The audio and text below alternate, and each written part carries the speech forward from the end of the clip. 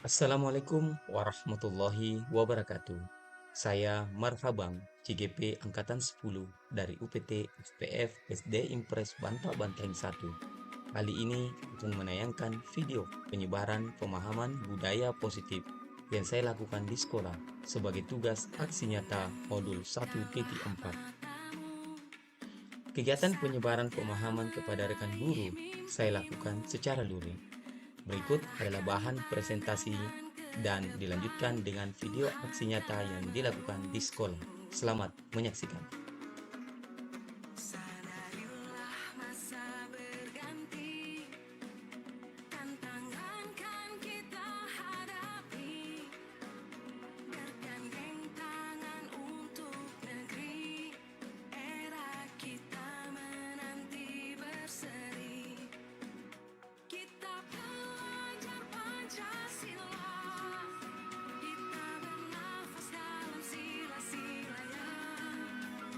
Kita pelajar Pancasila, ayo kita jaga untuk Indonesia. Bersatu dalam perbedaan, berpegang tangan dan berlari. Singkirkan egomu, oh kawan, demi negeri ini. Jadilah generasi emas, cerdas berkarakter itu kita. Berjuang dan harus berani, kita terus torehkan prestasi.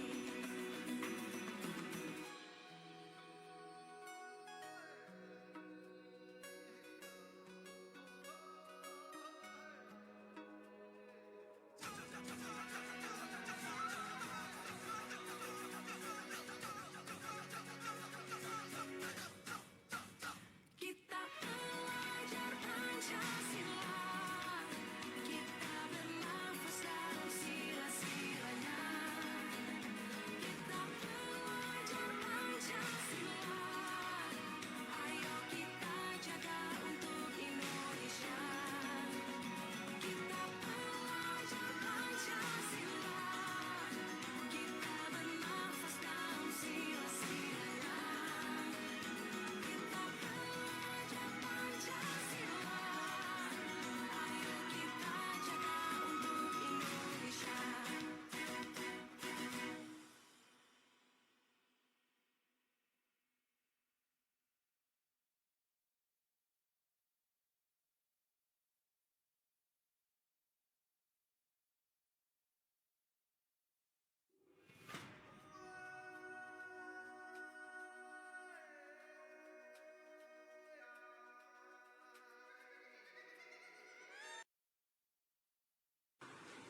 Bismillahirrahmanirrahim. Assalamualaikum warahmatullahi wabarakatuh. Pertama-tama saya ucapkan terima kasih atas kehadiran Ibu Kepala Sekolah, Ibu Haja Baina SPD MPD. Saya juga ucapkan terima kasih kepada rekan-rekan guru di UPT SPF SD Impres Banta Banteng 1. Hari ini saya Marhabang SPD, calon guru penggerak angkatan 10 dari UPT SPF SD Impres Banta Banteng 1 akan melaksanakan diseminasi atau penyebaran pemahaman tentang budaya positif sebagai tugas aksi nyata saya di modul 1.4. Berikut materi.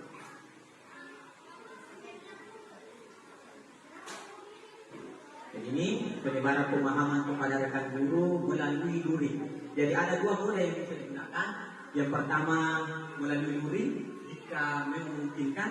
Yang kedua adalah daring. Dan alhamdulillah memungkinkan maka saya laksanakan melalui luring.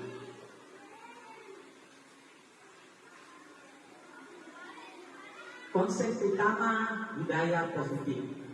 Mungkin kita selalu berkata apa sih sebenarnya itu budaya positif? Jadi di konsep budaya positif ini ada beberapa yang akan saya paparkan. Yang pertama menyangkut perubahan paradigma belajar. Bagaimana sebenarnya itu cara pandang kita terhadap belajar yang benar. Kemudian ada disiplin positif, nilai-nilai kebajikan, kemudian kebutuhan dasar manusia, motivasi perilaku manusia, kemudian posisi kontrol guru, keyakinan jelas, dan segitiga restitusi. Dari konsep ini, apakah ibu-ibu ini sudah familiar dengan kata-kata ini? Atau ada kata yang baru terdengar? Bagaimana? Mau tanggapan? Ya, adakah di sini? Saya baru dengar ini. Ya, silakan. Yang di bagian segitiga restitusi. Terima kasih. Jadi segitiga restitusi. Nah, inilah yang akan saya paparkan supaya menambah pemahaman ibu-ibu tentang bagaimana cara membangun budaya positif di sekolah kita.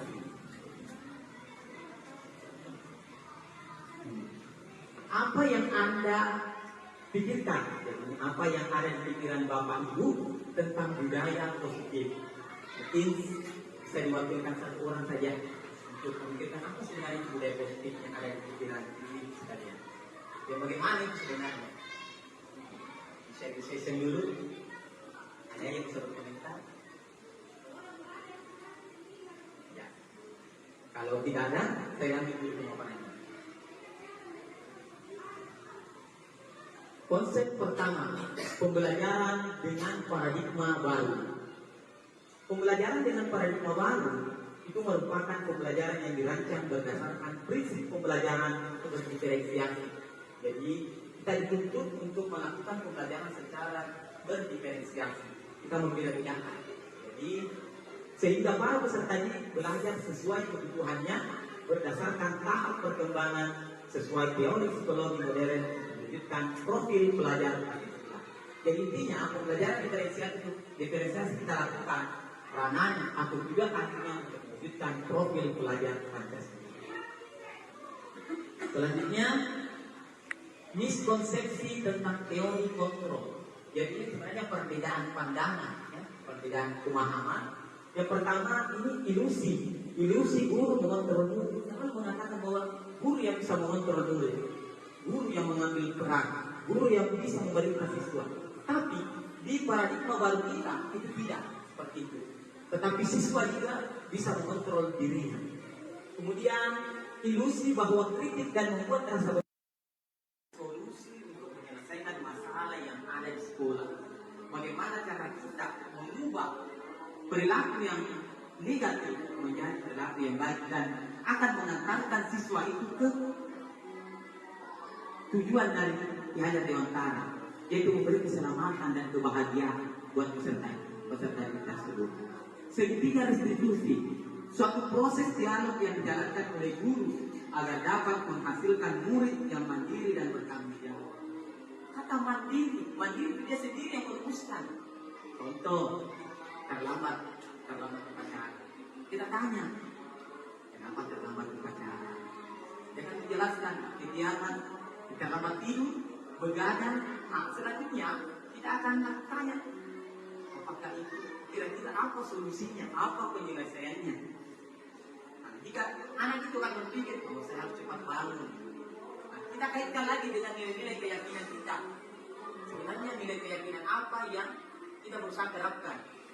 Yaitu nilai disiplin. Jadi seperti ini. Ada 3 tahapan dalam segitiga restitusi: menstabilkan identitas, validasi tindakan yang salah, dan menanyakan keyakinan. Berikut penjelasannya. Menstabilkan identitas berdasarkan prinsip membuat kesalahan adalah bagian dari proses pembelajaran. Bahwa semua kesalahan yang dilakukan itu adalah sebuah proses pembelajaran. Ya, jadi ini berbuat salah itu wajar. Ini kata-katanya yang biasa digunakan. Berbuat salah itu wajar. Maka beri contoh bahwa bapak ibu dulu juga pernah melakukan kesalahan, tapi saya berusaha untuk memperbaiki kesalahan tersebut dan tidak mengulanginya lagi. Tidak ada manusia yang sempurna, kata-kata itu. Bapak ibu guru juga pernah melakukan itu, sehingga mereka merasa, oh saya tidak terlalu terpojokkan dengan perbuatan saya.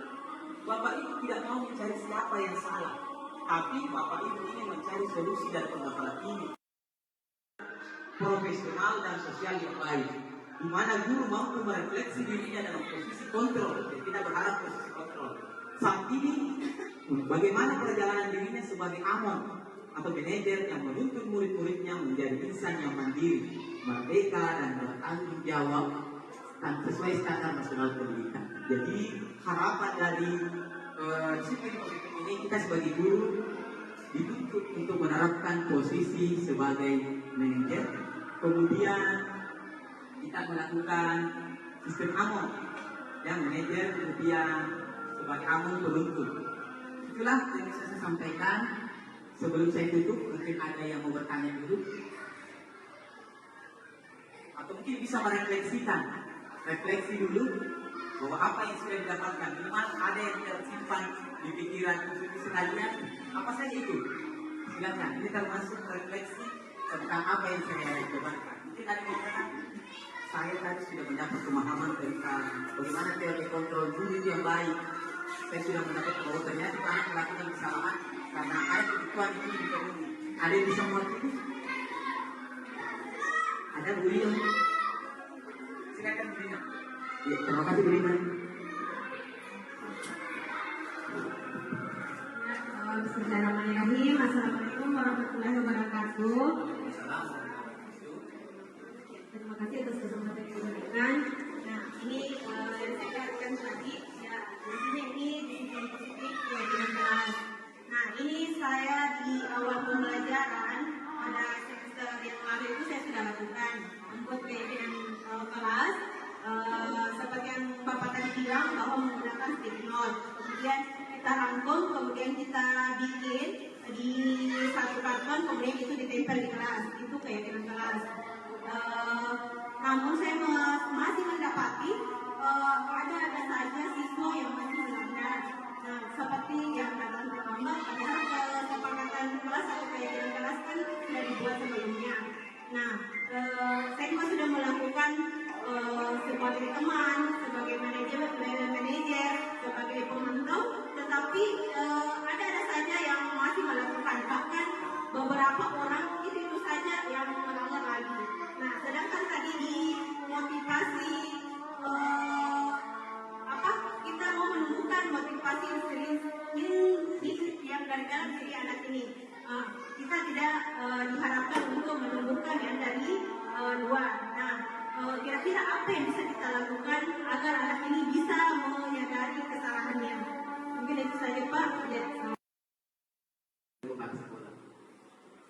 Yang tertanam di pikiran saya, lakukan pembelajaran sesuai apa yang dia inginkan. Ini yang dikatakan oleh ibu. Jadi kenali apa yang dia inginkan sebenarnya. Kesenangan ke? Atau mungkin penguasaan. Dan kembali ke kebutuhan.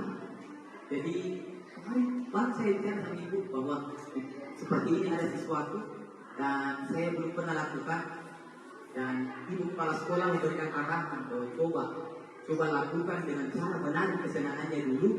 Cari apa yang dia sukai di kelas, kegiatan apa yang dia sukai, sehingga dia merasa dihargai. Mungkin dia butuh rasa kasih sayang, butuh diterima, seperti itu.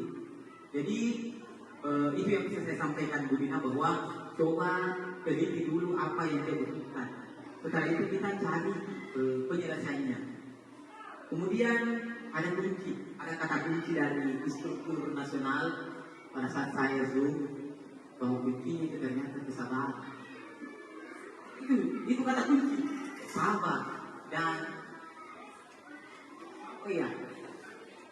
telah komitmen dan continue. Kita lakukan itu bahwa kita benar-benar mau merubah anak itu. Kalau sampai satu kali kita gagal, lalu kita putus asa, maka gagal lagi. Tapi kalau kita berusaha untuk sabar menghadapinya, mungkin kalau tidak berhasil dengan anak itu, kita coba, apakah mungkin Bu Nina sudah memanggil orang tua? Ini salah satu, panggil orang tuanya, carikan solusi. Kemudian kita belum berhasil, coba diskusi dengan rekan-rekan guru, menggunakan rekan sejawat. Kemudian setelah rekan sejawat, ada itu kepala sekolah. Dan alhamdulillah, beliau sudah punya pengalaman luar biasa. Sehingga kita bisa tarik, seperti ini yang bisa saya coba lakukan. Itu bisa yang dapat saya sampaikan dulu, bahwa cuma kita lakukan apa yang dikatakan ibu kepala sekolah, dan kita coba bersabar dan selalu menerapkan yang namanya posisi manajer dia cukup mantap. Itulah yang dapat saya sampaikan. Saya ucapkan terima kasih banyak atas kehadiran ibu-ibu sekalian, terkhusus buat ibu kepala sekolah yang sudah senang hati mendengarkan pemaparan saya di kegiatan diseminasi budaya positif.